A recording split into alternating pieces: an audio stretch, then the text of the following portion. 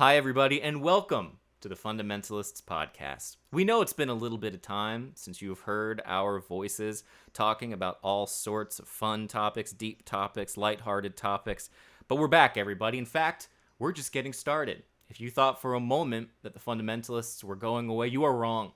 Or Fundamentalist was, I guess, since it's a collective now. Anyway, Pete, how you doing? I'm doing good, man. All the better for talking to you. I wish I was in sunny LA with you and we would be sitting down in person. I know, my goodness, but I think that's going to happen again. I'm not too worried about it. But it does make it more difficult to do the podcast, but it doesn't mean that the magic still isn't there, according to what our own listeners have said. Oh, yes, I have had some positive feedback in the last couple of weeks, and that's partly why I reached out to you and was like, "Oh, should we try and get this kicked off again?" Some people were enjoying one of the episodes we did from afar on Foucault and Chomsky. I got some positive Wow. feedback on that one, so Nice. I was wondering about that, how that one went over, and I'm also going to be very curious about how this one goes over. well, what is the But, topic for today? well, so, all right. So here we go, folks. The topic Well, is should you read out the text message that I sent you? Yeah, sure. So that's a good way to put it. So we're kind of at there's a conundrum here, folks, where the topic at hand is salacious, but we don't want to say the word because I've heard, and I could be wrong, that your stuff gets throttled, and it won't show up in people's feeds if you use the word we're about to use. And so it looks like, so on August 31st, Pete sent me this just a sweet text message at 1:24 a.m. my time, folks. That's different for his time. 1:24 a.m. He says, was catching up with you. Great catching up the other day. You and Grace very much on my heart and mind, and I miss our days of hanging out. I hope that happens again soon. And then Saturday, a couple days go by. 1:09 p.m. Peter Rollins texts me 2 words: masturbation fantasies. And you know what? So The unconscious speaks. Yeah, what did you say? I screenshot those 2 texts because I did not respond because I'm rude when Pete was like, "Oh, great hanging out," and I was like, "I'll get to that later," and then never did. And then so reading it all together says, was great catching up a little the other day. You and Grace are very much on my heart and mind, and I miss our days of hanging out. I hope that it happens again soon. Masturbation fantasies. So what's going on there, Pete? Yeah, I am sorry, man. As my unconscious is showing. I don't know if that's your unconscious showing. It's something showing. Yeah, well, whenever you sent the screenshot back to me, it was like, oh, wow. Like, just to say to the listeners, there was a few days separation between those 2 texts. Yes. I do have a tendency, as Elliott does, of sometimes just sending a topic. And that was the topic that was on my mind Okay. for the That makes fundamentalists. sense. Actually, it didn't make sense to me until just now. Okay, I Oh, is understand that now. right? Great. Did you not Yeah, know? I still I thought you just accidentally sent something, and then I was waiting. I was like, I waited for, let's see how many minutes there. So I waited 2 minutes thinking that you were going to send like a photo of like a car or something that you liked, and you were going to be like, this is my masturbation. And I was going to be like, no, okay. But no, I was like, yeah, he just says masturbation. It's a topic. That makes sense. Oh, See, you that's didn't. how my mind's a little, yeah, now I get it. So Oh, that's thank really you. embarrassing because you didn't know that until right now, like a week later. No, no, that's fine though. I was just like, I'm sure it has a reason that isn't what it seems like in But my then, in immediate. your mind, did you think that's a weird coincidence that he wrote masturbation fantasies and also he thinks that would be independently a good topic for the Yeah, fundamentalists? yeah, it's perfect. I Yeah. do think it is a good topic, but my goodness. And then you were like, might be a good way to start the podcast. And my first thought was, you're gonna start it by masturbating? What are you talking about? And then it took me, and then we figured out. So this is gonna be a different kind of episode, folks. We're talking about as What we Chat call it? GPT. Yes. So yeah, we're gonna try not to say the word too much. And so how about DIY? That's what Chat GPT says is one of them. Do it yourself. DIY. Can we DIY. say that habitually? Brilliant. Perfect. I'll stick with Or DIY. I like this one. Taking matters into one's own hands. Okay, maybe you could try and do a different euphemism every Okay, great. time if you can. Yeah, because Perfect. you've got ChatGPT in front of you. You've got some help. Uh, so this is your chosen topic. You are, I would venture to say, also the scholar of An this expert particular on this. area. Yeah. I think this is what your PhD is in. And so, what is your take on bopping on bopping the bishop, polishing Yeah, the bishop? I have a personal and professional interest. Well, here's where the original thought came from, and then I thought, oh, there's loads of stuff we could talk about, but the original thought was, there was this religious idea that DIY was a sin, right? A lot of people have heard that, and even we're in religious settings, and it's very mocked today. But I'm always interested in kind of archaic ideas that actually, if you really think about it and you try to kind of like look for the kernel of truth within it, can actually be quite insightful. So I was thinking about this notion of like, yeah, DIY is a sin. Obviously, we all mock that today, and yet I think we might be in an age of DIY over like a decrease in sexual relations and an Yeah, yeah, yeah. increase in honorism, or in kind of like self pleasuring, if we can we say that without being Yeah, yeah, I throttled. think so. And so I'll start there, and then I was also thinking it might be interesting to talk about what do our fantasies say about us, which is really interesting. How do fantasies grow? Where do they come from? Why are they sedimented in the way they are? But as I say, I'll go back to the reason why I sent you that message, which was, I'm just feeling that increasingly there seems to be within the developed world more and more. What do they call it? The panda effect. The way pandas aren't really having sex, and they're kind of like, pandas are really rubbish at having sex. You'd be interested in this from an No, evolutionary perspective. yeah, I Yeah, would. like supposedly pandas are, from an evolutionary perspective, absolutely rubbish. Oh, right, because they can't. They're always trying to get him to mate, and they never do. Is They that? never do. And also, but eat what they eat, bamboo. I mean, I think it's like, there's so little nutrients in it that basically they have to eat it all the time. There's loads Okay. of reasons why pandas are absolutely rubbish.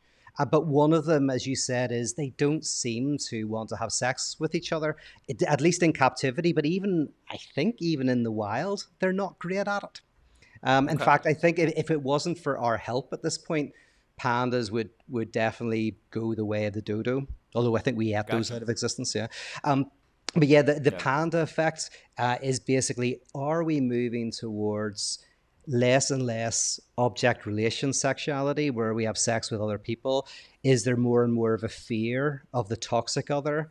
And are we substituting that with more and more porn, more and more things like OnlyFans, art, AI, partners, et cetera, et cetera.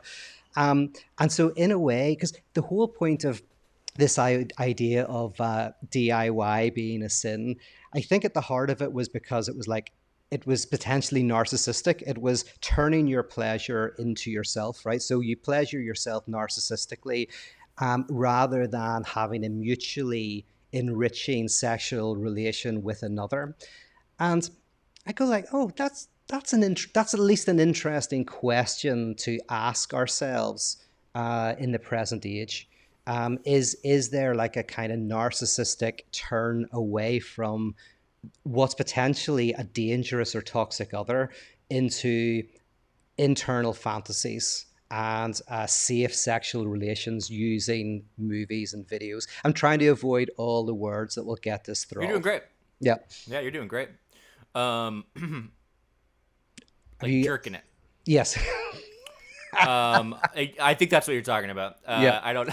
I'm not gonna take the not saying it too seriously, but Yeah. because it's not a serious topic. And The because no thing one is, when listens I to us anyway, so not, exactly in more ways than one, but I looked up on Spotify to the word masturbation. Well, there it is. But I because I was like, maybe this is something that's been talked about on podcasts like ours, or like, psychological, philosophical discussions about it, and that was not at all what the search results were. It was instead what are called JOI. Have you heard of this term before? Which No. is, you can guess what the JO is. It is would be a euphemism, and Ah. then I stands for instructions. Which is also a really interesting thing, that there's a whole genre where people want to hear instructions on how to, step by step. It's like taking even the decision of how to do it yourself out of it, letting somebody else kind of guide you through it. And Oh. also the OnlyFans thing that you mentioned is so wild, dude. Like, OnlyFans is what a force, because it has just completely taken over, it seems like there isn't, like, I remember growing up when it was like porn was like, here's the or adult content was like, here's girls in wet t-shirts, and it's all like, I don't know, so it was very produced.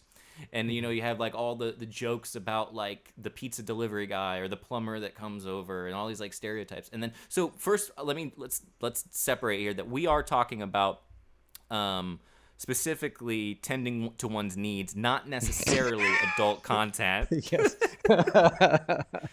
Because I think that they get mixed up. Like, Oh we're yeah. talking about self stimulation that can happen as a result of one's own internal fantasies, or one's internal fantasies mixed with outside stimulus through adult content. But we're not necessarily talking about pornography. No, yeah, not necessarily. And yeah, that's a good distinction to make. When I'm using the term, I'm talking about, yes, whether it's internal with the mind or some medium. It's basically, but you know, this isn't the thing I'm primarily interested in, really. But it's yes, it's not involving another person. It's not involving another Yeah. subjectivity, and in a way, it's not encountering the enigma of the other's desire. So you're very much interested in, your own sexual fantasies, but you're not encountering another real person with their own enigmatic sexual fantasies. So yeah. Yeah, like, because the OnlyFans thing is such an interesting thing, because they're like real people. I don't, and they're, so, but they present, they're offering a product, basically. They're just Yes. giving a service, and that's all. But yeah, they're still, the person engaging with that is still, dude. You know what this is like? This is like the NPC trend. I was about to say this. I was waiting for you to Yeah, finish, and I was going to say NPC, because the NPC trend is very much that the other has no subjectivity whatsoever, but is purely an instrument of your demand. But yes, go for it. yeah, Yeah. yeah, exactly. Yeah, say Mhm. exactly that. Yeah, it's like you can still affect them, but you are in no way at risk of being affected by them in a way that you Mhm. don't want to be. But Yes. they can't choose what you can do. That you have more, even though the person doing it is like, no, I'm raking in so much money doing this. Like the NPC thing, that, because I was talking to a buddy of mine who does internet stuff and social media stuff, and he was saying he'll go through on TikTok and watch this NPC stuff and crack up, but it's also like the person is in on the joke who's doing it. They know what they're doing, and they are able to exit mentally and just rake in money, because this stuff costs money for them to do, like, people to throw in these little demands or whatever. Wild, just wild. Yes. Yes. I And forgot where I was going with that, but it's yeah, crazy. no, I think the ABC, you're absolutely right. And like one of the elements that's really fascinated me, and we did talk about actually doing an episode on this, but is that the other becomes a pure extension. So you're not encountering the toxic dimension of the other at all. Like the other does not have any depth dimension, any enigmatic Yeah, desire. So in a way, it's a great analogy for potentially the increasing fear that we have of sexuality and the sexuality of the other. And we want potentially to enter into either contractual relationships with someone. So you pay somebody $5 a month, they give you exactly the fantasy you want, but with no dimension of, of really encountering them in their sexual questioning. And then the NPC is a kind of like a very PC way of expressing this. Something about, I don't know, something about the danger of the other that Yeah. the NPC kind of avoids. Are you familiar with the term that I love to throw around when I want to sound smart, which is enantiodromia? You know that term? Oh no, what is it? Nancy Adromia. Well, it's an ancient Greek idea. It's a tendency of things to turn into their opposite. And so Oh, through time, everything kind of flows back and forth. I imagine one of those little desk things has the liquid thing that goes back and forth. oh, But that's a it, great it term. basically, Yeah, I love that idea. So it's yeah, fun. keep going. Yep. And but yeah, it's like there's been an enantiodromia where it used to be that masturbation relations were considered seedy and dirty and like to be done secretly and darkly, and it's you're sinful, and it's you have ick. You're an icky person. And what has now happened is it's actually a more sterile, like there's something very like whitewashed about it, where you can just, it's so accepted, so ubiquitous, and then you can do it all the time and never have a need or requirement to enter into a messy relationship where those types of things might be a problem. Like if you're in a relationship where your partner doesn't want you to masturbate, then it's much easier to just not be in a relationship. And a lot of dudes are doing that. I think maybe a lot of women are doing it. I don't know. I don't ask, but Mm. it does seem like there's been a bit of an enantiodromia with it. Yes, I know that's very interesting. And yeah, the worry is then we can compartmentalize our sexuality so much. So, for example, you basically get off in the morning so that you can work effectively during the day. You can box your sexuality in, and it kind of like it's something very depressing. It's something very, instead of having a sexual relationship with someone that kind of bleeds out in all sorts of ways in your work, in your play, in your snuggling on the sofa, and all of these ways in which one's sexuality comes out. I wonder if we're increasingly, as a society, boxing our sexuality to something that you do for 10 minutes in this way, and it's not appropriate in other environments. And now there's some good stuff about that. Like but it's very difficult to go like as sexual beings in, I say, a workplace where you work 9 to 5, 5 days a week. How do you express your sexuality in terms of like with your coworkers and all? And at the moment, there's obviously for a variety of reasons that's not something one does. So I kind of almost feel that sexuality becomes, especially with the increase of all the OnlyFans porn, all of that kind of thing, you can literally make it a utilitarian 10 minutes you do in the morning before you have a shower, and again to make you a more productive worker. That there's something dangerous about sexuality, as we know, dangerous in the best way and dangerous in the worst way. And I think George Orwell was kind of right in 1984 when you go like, there's something about controlling sexuality that is fascistic. Whenever governments and corporations want to do it. So these are all questions that were in my mind when I sent that enigmatic text to you. And Yeah, also, I was I thinking like. about you and Grace. Yeah, exactly. Oh, and also, by the way, and then another, and then a little bit at the end, but yeah, it reminds me of the scene in Wolf of Wall Street when Matthew McConaughey is talking to Leonardo DiCaprio, and he's like, how many times a day? How you got to 3, 4 times, 5 times? Like, you gotta keep the pipes clear. Just gotta keep doing it. I want to, but I have to. Like that whole thing, and it's Oh like yeah. very. It's just so he wants to, but he does it because he has to keep his head clear so he can make more money on the stock market. And I also, are Yes. you saying that there's a connection between the exploitation of the worker and the rise of a sterile kind of self-satisfaction, that the monotony of the 9 to 5 may give no room for the expression of more subtle sexual or like the libidinal kind of aspect of it, and so it all gets funneled into this sort of 10-minute box at the beginning of the day?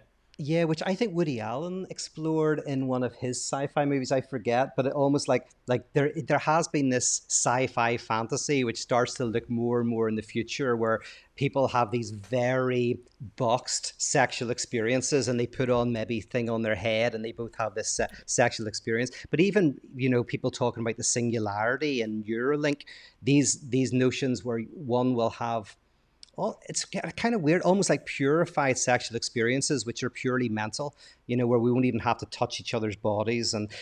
But there's definitely there's something about the compartmentalizing, the taming, and the narcissistic kind of dimension of sexuality at the moment that is at least important to analyze, I think.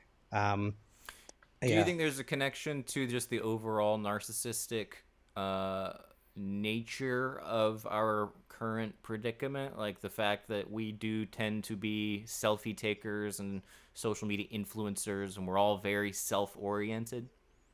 Yeah, there could very much be something in that. And also the thing that I'm very aware of and was more aware of in LA than now, but is also the fear of the other. Like I bet you're seeing politically, culturally, religiously, like sexually, there is, so it's not only maybe are we kind of like moving to what you could call infantile sexuality, where because the infant turns inward to find pleasure and returns to their own body. So not only do you see the rise of infantile sexuality, I wonder if it's partly happening because of our fear of others, and what do we do Yeah. about that? Yeah.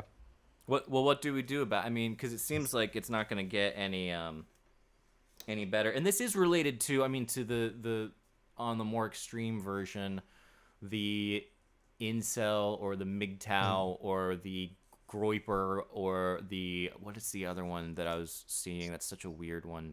Um, it's a really weird word, and it's, oh, there's like Coomer, which is a play on another word that's not hard to figure out. The meme world, the sort of 4chan, the deeper you go into the internet, ironically, you get a much more separated people. You get much more Yeah. isolated individuals who take pride in their disavowal of dealing with the other in Yes. any capacity, which is very interesting. Yeah.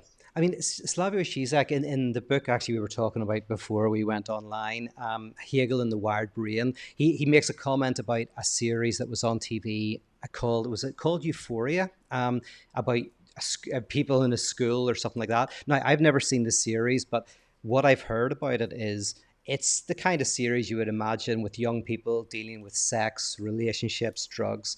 And Shizek mentioned how anachronistic it felt because he said like, and this is my anecdotal experience with my friends who have now teenagers, is that's like what was happening in the 80s and 90s, but Yeah, actually it's not that at all. it's not that at all. Yes, it's not that at all. There's something else going on. And my friends who have teenagers, particularly the boys, but not exclusively actually, but less and less dating, um, It's more like and more convenience. virginity's.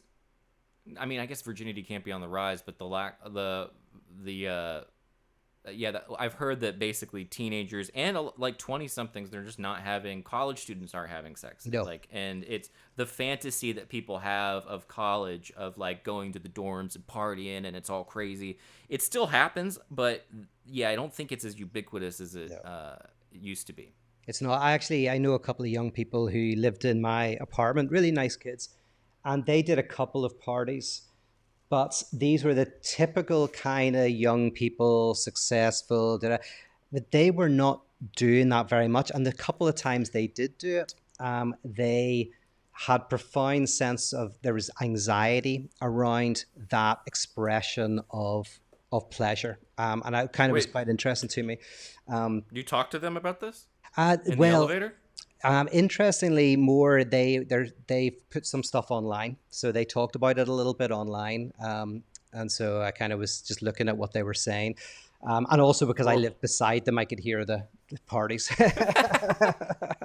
um, oh, okay. I thought you were gonna do another joke at the very end where you tag on a little. And also, I was at the parties and they. yeah, I mean, I have a like. I think one of the solutions to the Fermi paradox, one of the more interesting potential solutions to the Fermi paradox, or reasons for the Fermi paradox, is that as as species become more and more advanced, they become more and more asexual, more and more onerous, more and more singular, and die out. I don't think that's necessarily Oh, the truth, but it's almost like advanced species. There's like, if you watch sci-fi movies, there is a general tendency to look at the future as more and more sterile, more and more minimalist, more and more isolated. Now, that's just a fantasy of the future, of course, but I do think, because sci-fi is a fantasy of the present, and so when I look at sci-fi movies and I see these desexualized, almost morgue aesthetic, and you look at somewhere like Japan, which is a very highly advanced society where there's a lot less sex and sexual relations happening, you go, okay, there's something interesting about that, because obviously you look at poorer societies, they have more children, right? So you look at India, for example, the average number of kids is a lot higher than in America. Now, there's loads of reasons for that, but as you see that as society gets more developed, more advanced, more wealth, it seems like the population goes down and down and down and down and down. yeah, that seems to be the case, and like you said, there's many reasons for it. But yeah, so getting back to the notion of choking the chicken, would you let's talk about the guilt around it, because you kind of, I think you're speaking very broadly about Mm-hmm.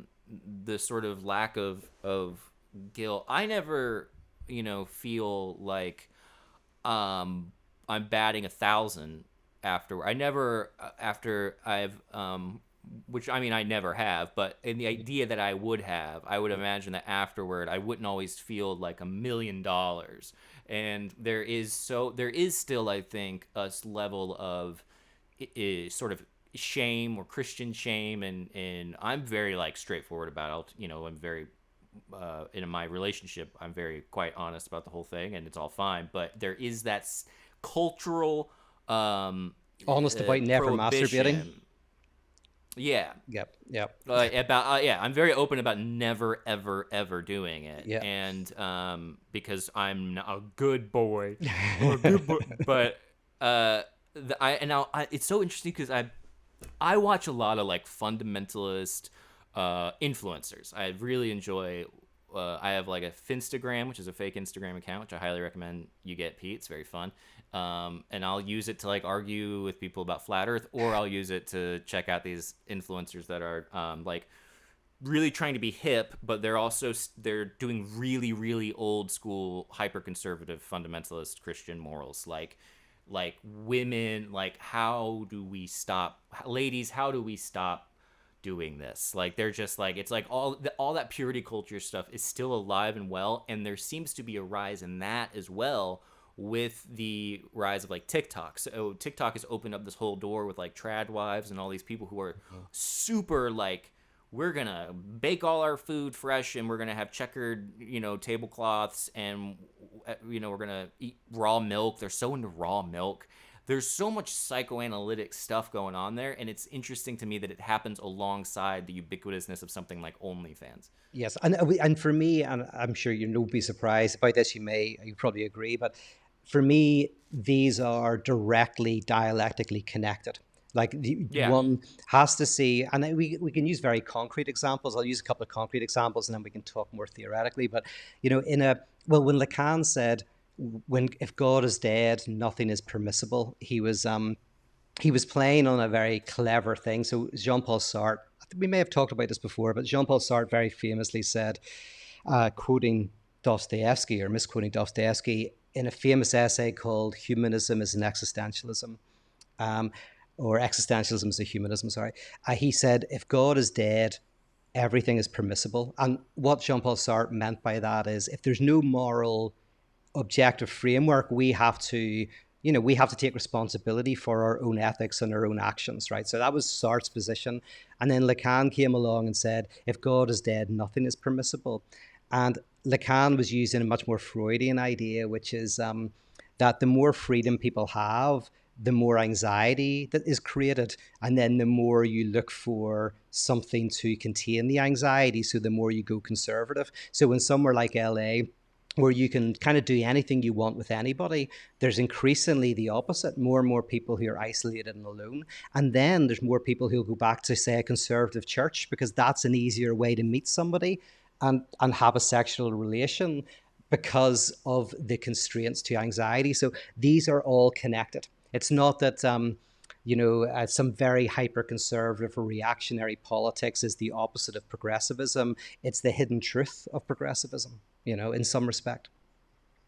Well, it's reactionary though too, right? Hence the dialectic part. It's like a Yes, and it goes, bounces kind of reactionary, but it's reactionary in the way that it's completely connected, rather than seen as something separate from. And that's why I'm always interested. This is actually, why I suggested this topic, also because I was thinking about you and Grace, but I was thinking about how um, uh, there's some truth in these conservatives who are kind of probably against masturbation and against pornography and against OnlyFans.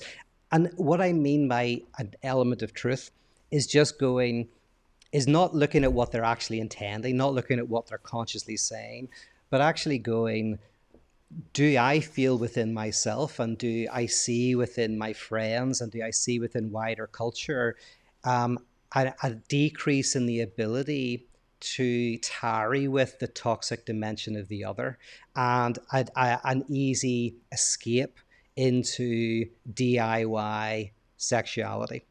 And I think yeah. that there is something to that. There is something to that. Yeah, I mean, in their defense, like when you're there's some and I think there's a fair bit of I don't want to malign these folks because I do think there's some people there's some unwellness going on there on a deep level with some of these folks. But when you have someone who is like making all these videos and really presenting themselves as like, my job as a wife is to make sure I'm available for my husband anytime I want, or anytime he wants, excuse me. Maybe Although that's that's just a a great Freudian slip. Freudian slip. Can I Yeah, go? I'll yeah. come back to that in a second. Yes, keep finished, but I want to come back to that slip. Go for it. But at least it's still an extroverted kind of, which I guess I'm probably disproving that based on the Freudian slip, but it's still not inwardly directed narcissism. You're still focusing on another in some capacity. Yes, no, that's very true. And what I liked about the slip is also because, and this is another thing I wanted to talk about with this subject, but is that uh, there is so there's a masochistic dimension to what you're describing. So I am there to serve the other. I am to serve their Yeah, pleasure. yeah. But interestingly, that's potentially what that person's saying. Like, they're dressing it up in religion, but they might just be betraying their sexual fantasy. And if it's a very common sexual fantasy. I mean, masochism is, in a sense, one of the most basic sexual fantasies, because a friend of mine is a psychoanalyst. I was talking to him earlier today because I knew this was coming up. I was asking him what he thought about the subject, and he was saying that masochism is often a way for a child to turn a trauma into a triumph, right? Like, when you're a child, you're completely dependent on your parents, you're completely dependent on the people around you. And you're, all this stuff's happening to you, and people are extracting pleasure from you, and sometimes that's difficult. The only thing you can do is turn the pain into pleasure, to somehow enjoy what is, you're helpless.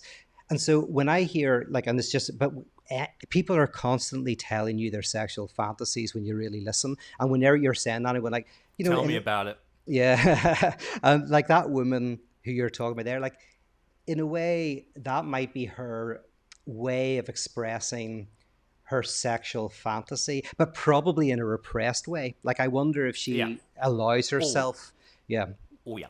Yeah. Because if you allow yourself to enjoy your masochistic fantasy, you're probably less likely to dress it up in some weird religious thing. You're more likely Yeah. just to enjoy it in the bedroom and not have to, like, live your life baking food for somebody else. Yeah. Uh, That is good stuff, man. I hope that ends up on your good quotes page. I'm really that excited. yeah, I mean, It's that weird religious stuff. because I like it's. I was thinking, Freud. He said that in a way, all of us have a little bit of perversity about us, as in all sexual fantasy has an infantile dimension. So all sexual fantasies, you'll find some element of sadism or masochism or voyeurism or exhibitionism or fetishism. Very popular one in the UK is dogging. Do you know dogging? No, what is that? Dogging Or is do if I I am I gonna regret asking? Should I ask? Should I well, I ask? think I'm allowed to say it. Well, I think it's a popular one in the UK, but it's where people will go to like a park or somewhere quiet at night, but have sex, and then other people will come and watch. So you'll go with your partner, you go to somewhere, and but it's a known place, and so then you're having sex, and I think it's called dogging because dogs will have sex in public. Yeah. But Huh. that's a relatively tame fantasy, but that you can see has exhibitionist and voyeuristic dimensions to it. Sure. But you're not flashing, or you're not like looking through a window at somebody. Like it's kind of an expression of kind of, as I say, exhibitionism. We're so weird, man. We're just a weird species. I wish we were pandas. I would just. That's. I hope we evolve more like the pandas. Yeah, I saw Some a great people are YouTube just video once. strange. Oh yeah, as I Oh said, what? Oh, really? I saw a great YouTube video just where this guy was just ranting about how shit pandas were from an evolutionary perspective. I'll have to send you it, but Oh, okay, please. Yeah, I thought you were talking about you saw a YouTube video on the dogging thing, and I was like, was it a YouTube video? You sure you got that URL right? Um, yeah. Well, so when you you deal, Pete, with people who very often will maybe probably come to you for advice, or they'll say like, hey, Pete, thanks, I really love your work. I have a question about this thing. I have a problem with this thing. I'm what's the word I'm looking for? I am getting handsy too much, and I need to stop. Uh, what would you say to that? Do you say anything, or do you go, "Why don't you go talk to an actual person, you weirdo, and leave me alone"? Which one do you say? Because it must be one of those two. yes, those are the two choices. Well, yeah, if Because I somebody, go ahead. Oh, Yes, sorry. no, I was gonna say I'm like you were saying. Like I do think that there's some true. Like I don't think it's like if you're talking best practices, I don't think it's great. Like to do. I do go a little conservative. Like I go like maybe go out and talk to the girl. Maybe go out and do the even just do the work project. Or quit your job. Take a risk somewhere. Don't don't funnel libido, don't rob the rest of your areas of life of your libido by keeping it totally in the dark. Does that make any sense? oh yeah, yeah. I think So I I hear get you. a little conservative. Yeah. I get like, but at the same time, people have so much guilt around it. Where I'm like, well, don't feel guilty about it. Just like I don't know, like you know, do it sometimes. Don't do it all the time. Don't be a weirdo about it. Don't go Yeah. dogging or whatever. Or do Well, if you're so. I mean, if that's what gives you your thrills. I don't know. well, dogging's a sexual object relation, Right. so I that's yeah, misspoke. yeah, yeah. No, that's interesting. Like for me, yeah, there's nothing.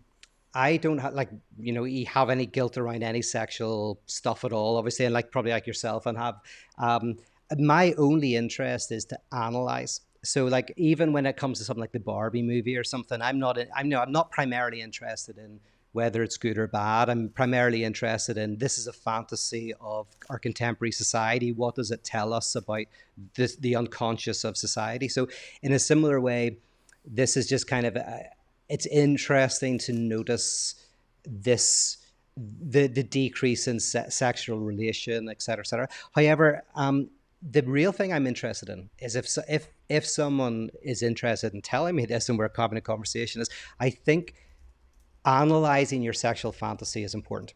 So, I wouldn't mind. I mean, like if someone's saying I'm being handsy with myself, I'm like, oh, that's fine. But like here, let's analyze the fantasy itself. Now, most Yep. people, neurotics hate to talk about their fantasies. Really, it's very embarrassing for them, whatever. But if if you can analyze a person's fantasy, a number of things happen here. So first of all, one of the reasons why someone might be having trouble with a sexual relation, where they get bored, for example, if their partner's naked, they don't find themselves turned on, right? They find themselves, there's an impasse, so they can DIY it, but they can't have a sexual relation without taking Viagra or whatever.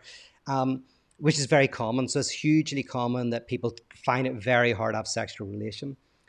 Analyzing your sexual fantasy can give you an insight into why that is. And as you work it through, you might find yourself naturally finding it easier to have sex with your partner. So this is where I love about analysis. Analysis is kind of like just by analyzing, not by changing. The opposite of self-help. Self-help tells you how to get from A to B, right? Analysis doesn't tell you how to get from A to B. Analysis just confronts you with yourself. But that confrontation with your own unconscious is in and of itself transformative. So just one example of what I mean is, so say you've got like a kind of fantasy life that is not connected to another person, and it's very sadomasochistic, right? And so you're expressing very sadist or masochistic fantasies that are very kind of like, myopic, sedimented, and in your own personal life.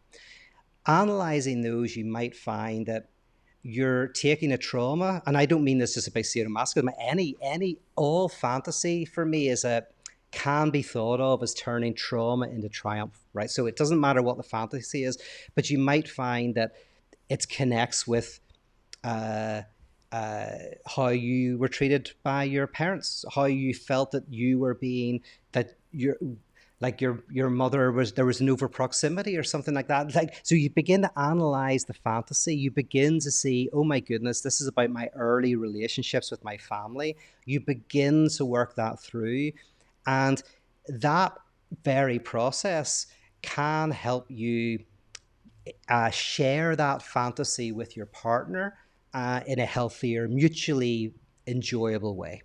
I don't think I explained that very well at all, but uh, No, don't.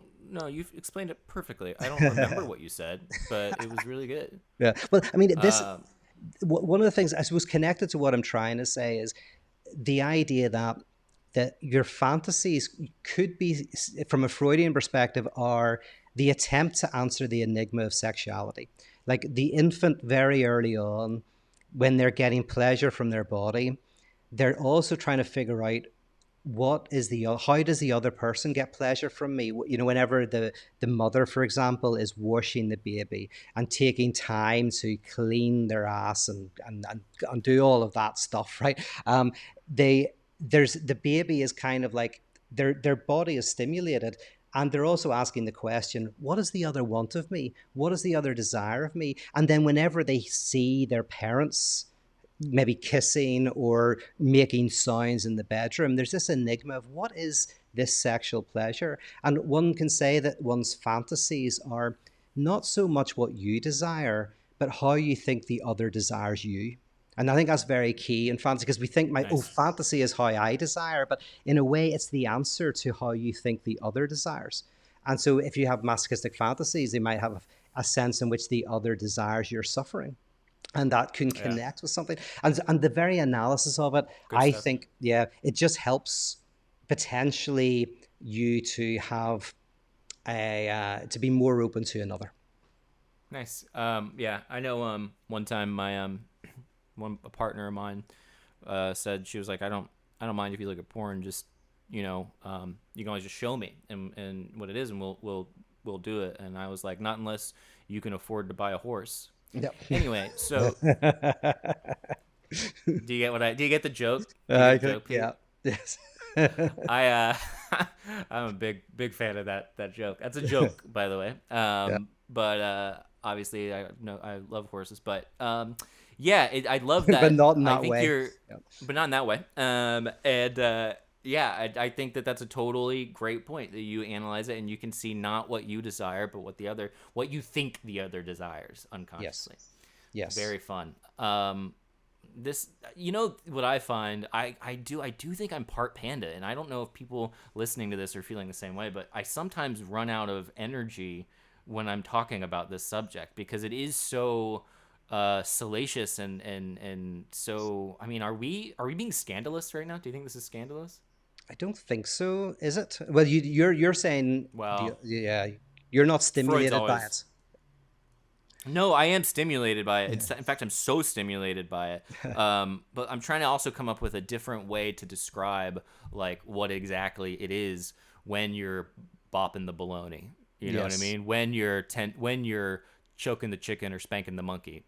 These Yeah. are so fun. And by the way, this is all Chat GPT. So Yeah.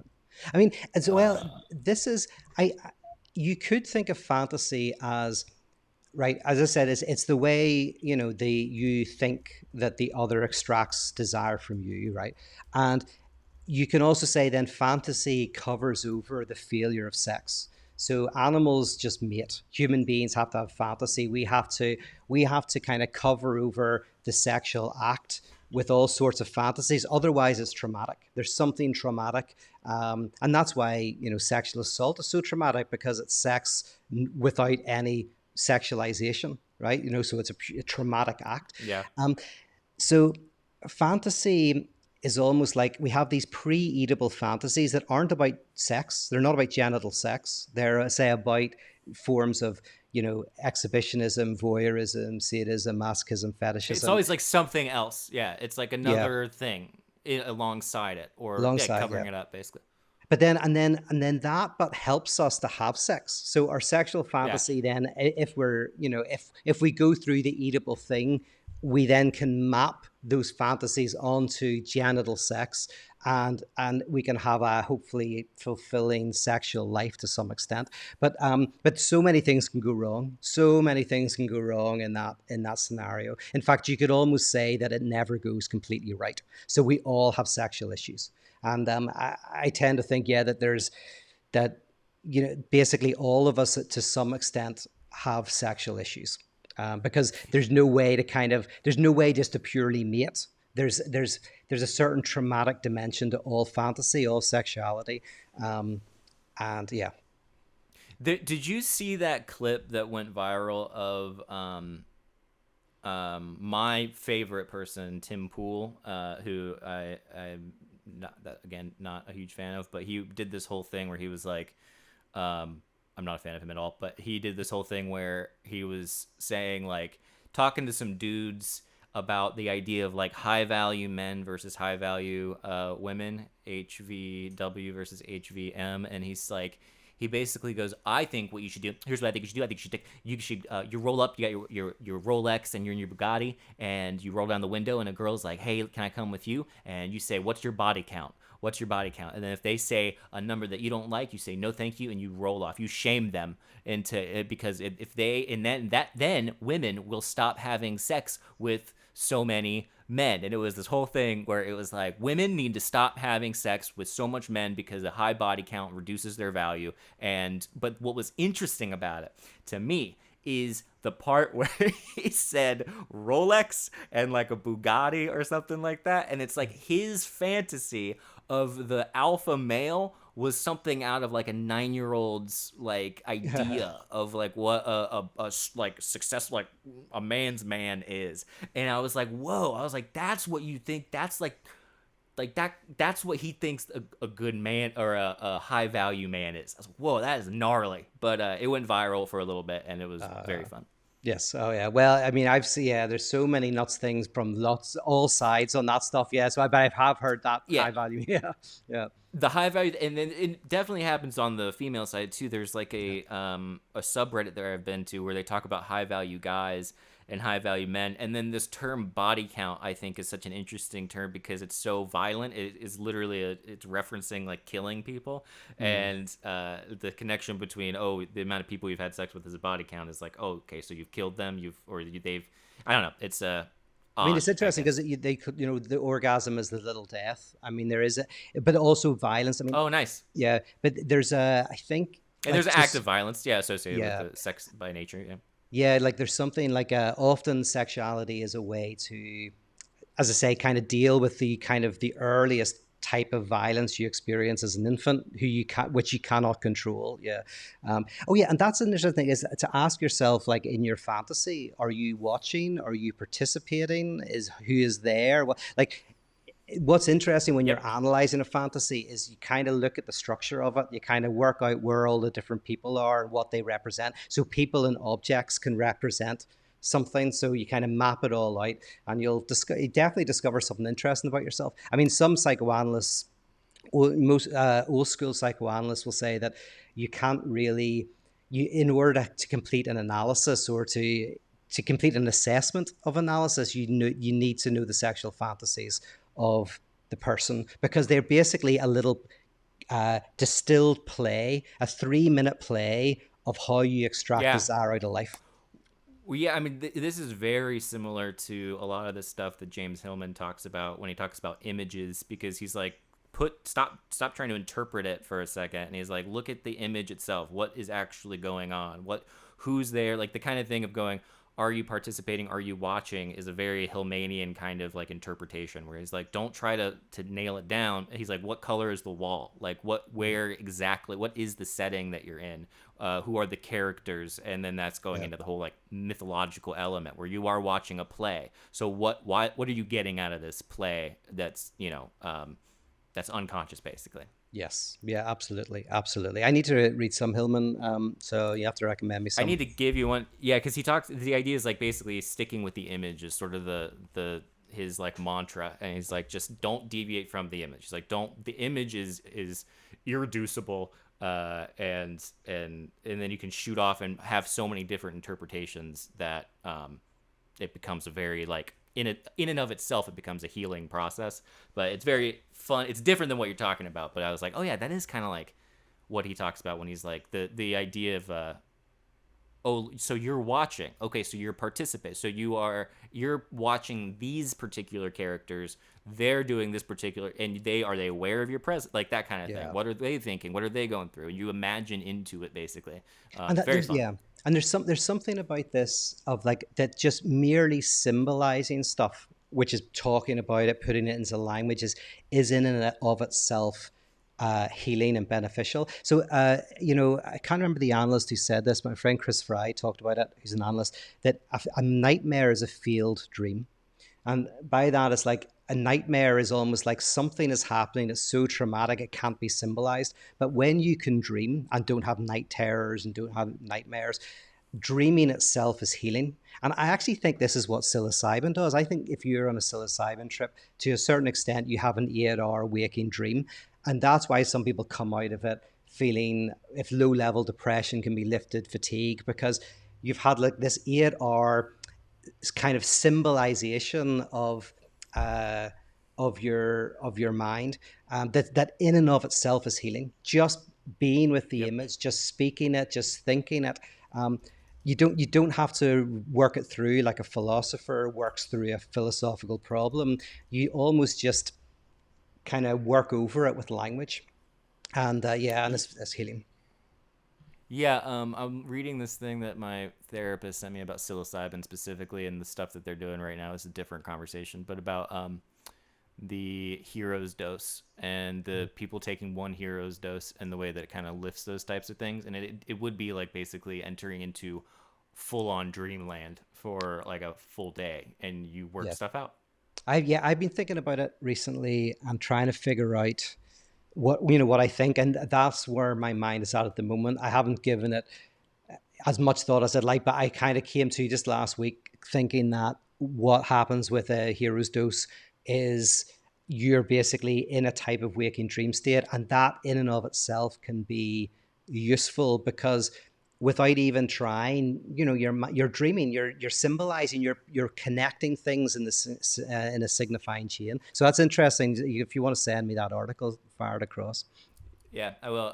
It's like I think it was in some. It's like St. John. It's a very technical or boring article, but and it doesn't get into the. And you didn't quite. You're close, but it is actually entering into a different reality, Yeah. or what Henri Corbin would call the imaginal realm. So Yeah. just so you Or know, as you you've would entered say, you go into this other dimension and meet space aliens.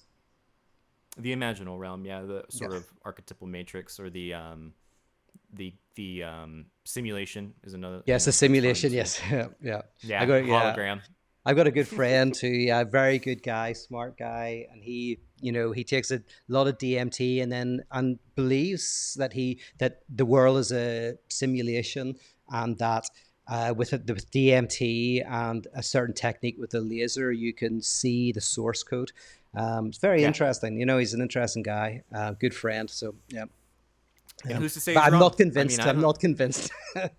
What's that? No, you're not convinced. Yeah, Yeah. yeah, I said, well, coming from different. I'm saying I think he's probably right, and you're not quite convinced yet. But we're all just existing on the same spectrum of material versus immaterial, and that's the material versus immaterial versus taking a solo flight, making your own gravy. Big fan of that one. That's disgusting. Oh, is The five ChatGPT fingered still going? shuffle. Yeah, it is. Oh, Tickling the pickle, tuning the violin.